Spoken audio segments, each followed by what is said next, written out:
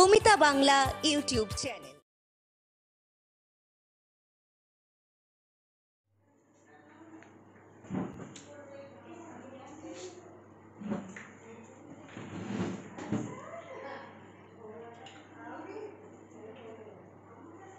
তো আমরা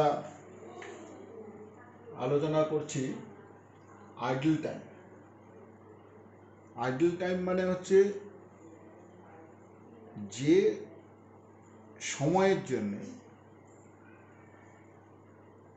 প্রোডাক্ট আমরা পাচ্ছি না বা কোনো শ্রমিক কাজ করছে না, অথচ তাকে মজুরি দিতে হচ্ছে, সেই সময়টাকে বলা হচ্ছে আইডল টাইম। আমরা অলরেডি ডিসকাস করেছি যে এই আইডল টাইম জেনারেলি আনঅ্যাভয়েডেবল এবং এটা টু টাইপসের মধ্যে একটা হচ্ছে জেনারেলি আনঅ্যাভয়েডেবল, যেটা হবেই। যেমন একটা শ্রমিক কাজ করছে, সে নিশ্চয়ই চা খাওয়ার জন্য একটা ব্রেক দিতেই হবে, তাকে লাঞ্চ ব্রেক দিতে হবে। আমরা তো শ্রমিককে বলতে পারি না যে না তুমি এসো ভাই কাজ করো, তুমি লাঞ্চ খেতে পারবে না, এখানে লাঞ্চ এখানে দেওয়া ব্যাপার নেই বা এখানে টিফিন দেওয়া নেই, এটা বলা যায় না। তো সে কারণে এই যে সময়টা, এটা কিন্তু সেই 10টা থেকে 6টার মধ্যে, 8 ঘন্টার মধ্যে, for which payment should be made for that time. যে আমি দেখছি কি যে টি ব্রেক 10 মিনিট কি এরকম আমরা অলরেডি ডিসকাস করেছি। তো নেক্সট আমরা বলছি কি abnormal idle time. What is abnormal idle time? যেটা ম্যানেজমেন্ট যদি একটু কেয়ার নিত তাহলে পরে এই আইডল টাইমটাকে রোখা যেত। তাহলে আইডল টাইম আমাদের এটা, এই আইডল টাইমটা কি না, those idle time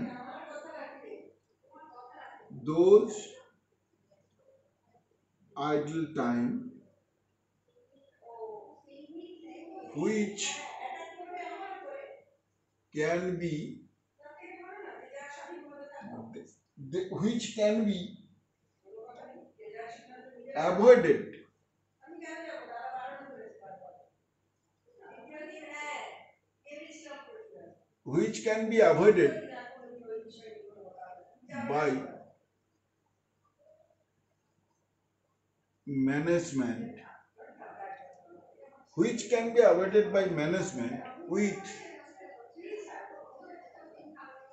due care.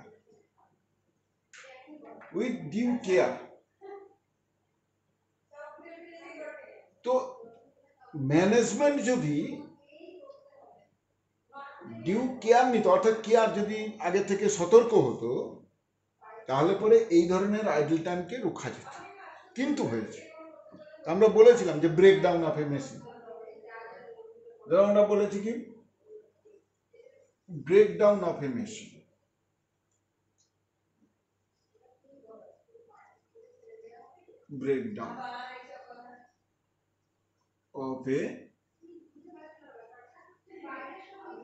breakdown of a machine, shortage of raw material,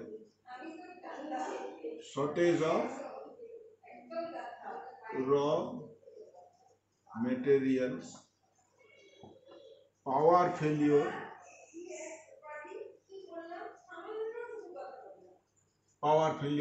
etc.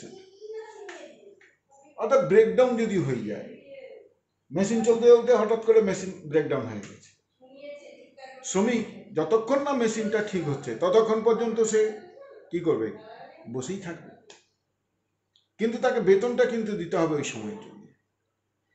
আজকে যদি ম্যানেজমেন্ট যদি ঠিকভাবে কেয়ার নিত, প্রত্যেকটা মেশিন যদি প্রত্যেক দিন ঠিকভাবে ক্লিনিং করতো, তার সুপারভিশন করতো, তাহলে হয়তো এই ব্রেকডাউনটা রোখা যেত। কিন্তু হয়ে গেছে। আবার যদি shortage of raw materials production ডিপার্টমেন্টে আসছে না, সেখানে শর্ট পড়ে গেছে, তাহলে যতক্ষণ না ওটা ফুলফিল হচ্ছে ততক্ষণ পর্যন্ত শ্রমিক কি করবে, বসে থাকবে। র মেটেরিয়ালস তো আমি প্রোডাকশনের কাজে করব না, কোনো শ্রমিক কি করবে না। সুতরাং শর্টেজ অফ র মেটেরিয়ালস এটা কিন্তু রোখা যেত। আমি যদি আগে থেকে রিঅর্ডারিং লেভেলে আমি যদি মাল অর্ডার দিয়ে তারপরে যদি আমি গোডাউনে ঠিক রেখে দিতাম তাহলে পরে হতো, কিন্তু হয়নি। পাওয়ার ফেলিওরও যদি হয়ে যায়, আমি যদি জেনারেটরের ব্যবস্থা রাখতাম তাহলে কিন্তু আমার প্রোডাকশন হ্যাম্পেয়ার হতো না, কিন্তু হয়ে গেছে। এইসব কারণ যেগুলো আমি অ্যাভয়েড করতে পারি সেগুলোকে বলা হচ্ছে কি অ্যাবনর্মাল আইডল টাইম। তাহলে abnormal idle time means the time which can be avoided by management with due care. তো এখন এবারে আর এক ধরনের আইডল টাইম যেটা হচ্ছে কেউ অ্যাভয়েড করতে পারবে না। Those idle time which cannot be avoided by anyone, সেটা পরে বলছি, আমি হেডিংটা পরে দিচ্ছি। Those idle time which can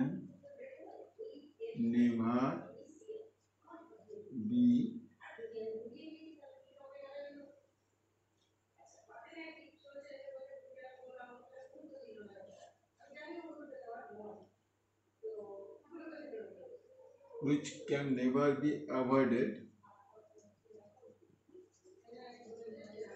by anyone. এক ধরনের আইডল টাইম আছে, যে এক ধরনের ঘটনা আছে যে ঘটনাটা ঘটলে শ্রমিকরা কাজ করবে না অথচ তাকে বেতন দিতে হবে, এবং সেই ঘটনা কিন্তু কারুর কন্ট্রোলের মধ্যে নেই। সেটাকে আমরা কি বলবো? অ্যাবনর্মাল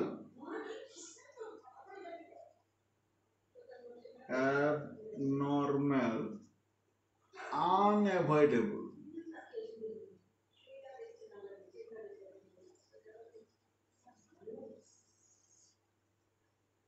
এই অ্যাবনর্মালটা কি? Avoidable. But abnormal idle time, abnormal unavoidable, এই জিনিসটা কি না? Those idle time which can never be avoided by anyone. এটা কেউই এটাকে অ্যাভয়েড করতে পারবে না। মজা লাগছে? কি এমন ঘটনা আছে যেটা নাকি ঘটলে কেউ কন্ট্রোল করতে পারবে না? এক্সাম্পল দিই, আর্থকুয়েক।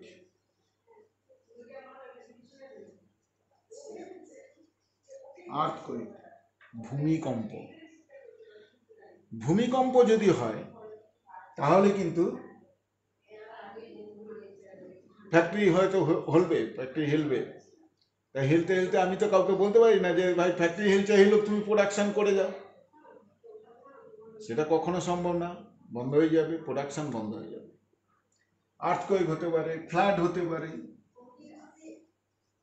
ফ্লাড, ফায়ার, আগুন লেগে গেছে, তো এখন এগুলো হচ্ছে কি অ্যাবনর্মাল আনঅ্যাভয়েডেবল আইডল টাইম। এটা abnormal but unavoidable idol time. তাহলে আমরা আইডল টাইম এক রকমের দেখেছি, জেনারেলি আনঅ্যাভয়েডেবল, অ্যাবনর্মালও কিন্তু আনঅ্যাভয়েডেবল, এরকম আমরা দেখে নিলাম। যে কি ফ্লাড হয়ে গেলে বা আর্থকুয়েক মানে ভূমিকম্প হয়ে গেলে, আগুন লেগে গেলে, এগুলো কিন্তু বন্যা, ফ্লাড মিনস বন্যা, এগুলোও কিন্তু আমাদের অ্যাবনর্মাল আইডল টাইমের মধ্যে পড়ে। নেক্সট আমাদের যে টার্মটা সেটা হচ্ছে কি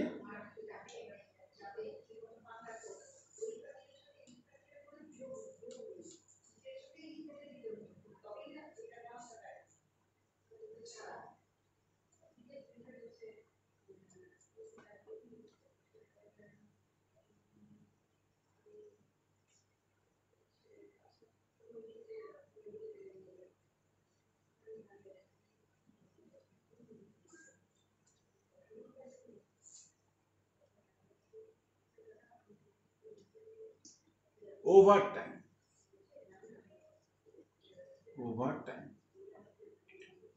what is over time?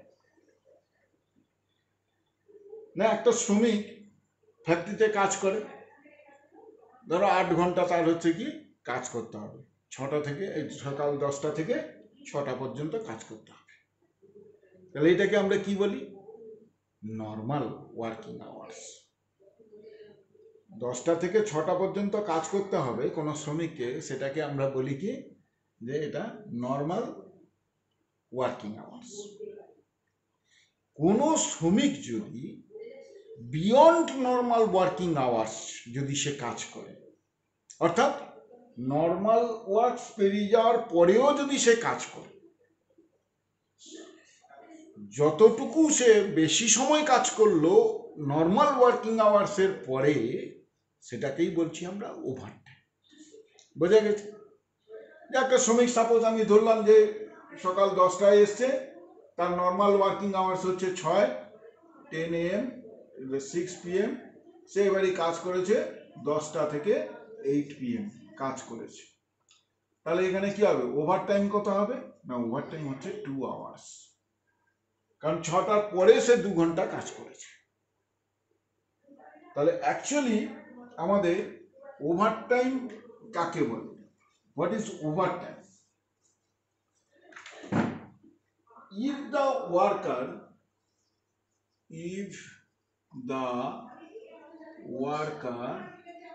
works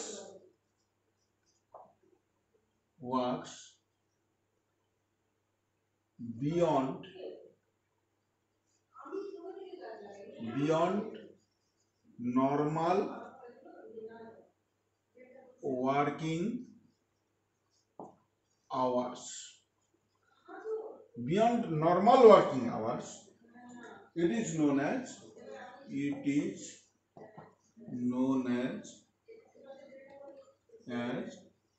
overtime. If the worker works beyond normal working hours, it is known as overtime. যেটা আমরা এক্ষুনি এক্সাম্পল দিলাম, যে একটা শ্রমিক কাজ করবে, তার নর্মাল ওয়ার্কিং আওয়ার্স হচ্ছে সকাল 10টা থেকে 6টা পর্যন্ত কাজ করতে হবে, নর্মাল ওয়ার্কিং আওয়ার্স। সে কাজ করেছে রাত্রি 8টা পর্যন্ত, তাহলে কি হবে? যে 2 ঘন্টা যে বেশি কাজ করলো, সেটাকে বলা হচ্ছে কি না আমাদের ওভারটাইম। তো এখন এই যে ওভারটাইম আর নর্মাল ওয়ার্কিং আওয়ার্স, আমি যদি ধরে নিই এই ওভারটাইম যে এটা ওয়ার্কিং আওয়ার্সটা থাকে, এই ওভারটাইম ওয়ার্কিং আওয়ার্সের জন্য শ্রমিককে যে নর্মাল বেতনটা থাকে, সেটা কিন্তু নর্মাল বেতন দেওয়া হয় না, তার থেকে বেশি দেওয়া হয়। আমি এখানে যাই দিক না কেন, প্রতি ঘন্টা পিছু যাই দিক না কেন, ওখানে কিন্তু ঘন্টা পিছু 25-30 যাই হোক কিছু আমাকে দিতে হবে। 20 টাকা যদি এখানে দিই, সেখানে 25 টাকা 30 টাকা যাই হোক, মোর দেন দ্য নর্মাল ওয়েজ রেট, এটা আমাকে দিতে হবে। সুতরাং if the worker works beyond the normal working hours, it is known as overtime. তো এখন পরীক্ষায় কিন্তু আমাদের যদি কিছু বলে দেয় নর্মাল ওয়ার্কিং আওয়ার্স 7 ঘন্টা, কি নর্মাল ওয়ার্কিং আওয়ার্স অন্য কিছু যদি কোশ্চেনে বলে দেয়, তাহলে কিন্তু সেটা মেনটেন করতে হবে। জেনারেলি আমরা 8 ঘন্টা ধরি, কিন্তু কোশ্চেনে যদি কিছু বলে দেয় যে 8 ঘন্টাটা না হয়ে ধরো 7 ঘন্টা হবে নর্মাল, তো 7 ঘন্টা করব। কোশ্চেনের ক্ষেত্রে সেটা আলাদা জিনিস। তো এখন আমি যদি ধরি নর্মাল টাইম হচ্ছে 8 আওয়ার্স, আর ওয়ার্কারকে পেমেন্ট করছি ₹20 পার আওয়ার। আর ওভারটাইম হচ্ছে 2 আওয়ার্স, যেটাকে আমরা দিচ্ছি কত? ₹30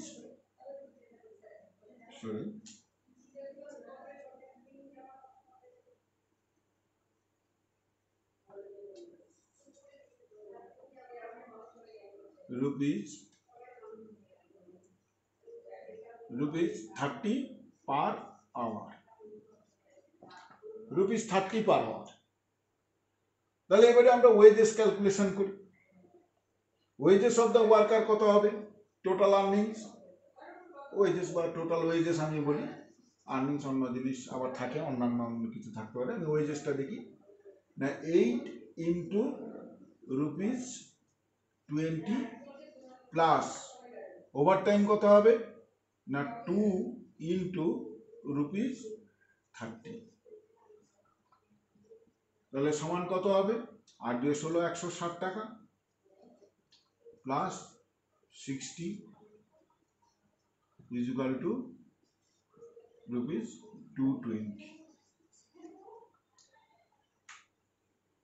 তাহলে ওভারটাইম ওয়েজেস হচ্ছে কি না আমাদের 60 টাকা, ওভারটাইম কত হলো 60 টাকা।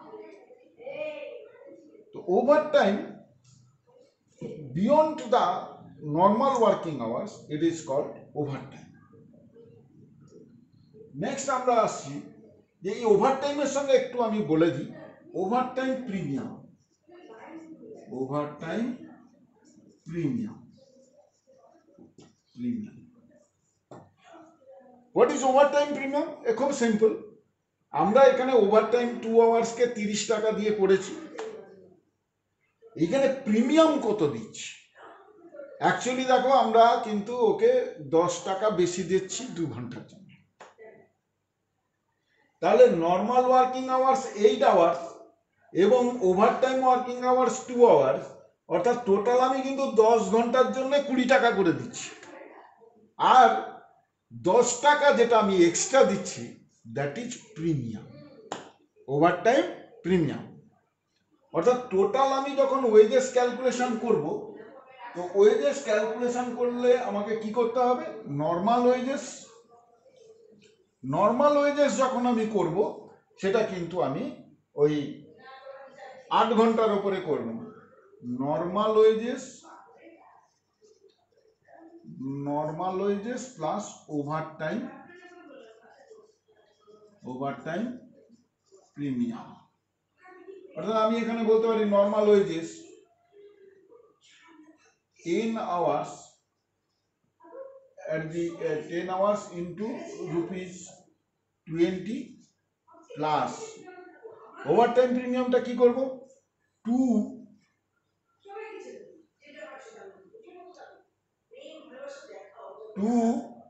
into ₹30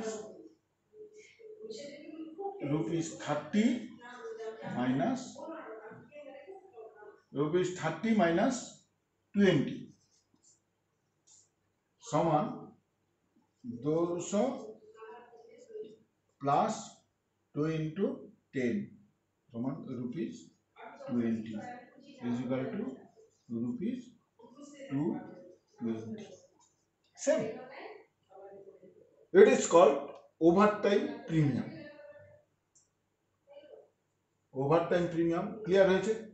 তার মানে নর্মাল ওয়েজেসটাকে আমি টোটাল কিন্তু 10 ঘন্টা ধরে নিয়েছি, কারণ এই যে 2 আওয়ার্সের মধ্যে 20 আছে, 20-র মধ্যে কত বেশি দিয়েছি, 10 টাকা বেশি দিয়েছি, দ্যাট ইজ প্রিমিয়াম। ঠিক আছে?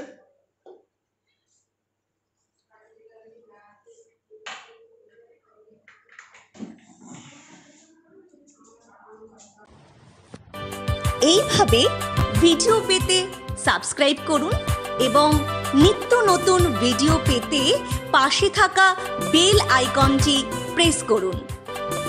ভিডিওটি ভালো লাগলে অবশ্যই লাইক এবং শেয়ার করুন।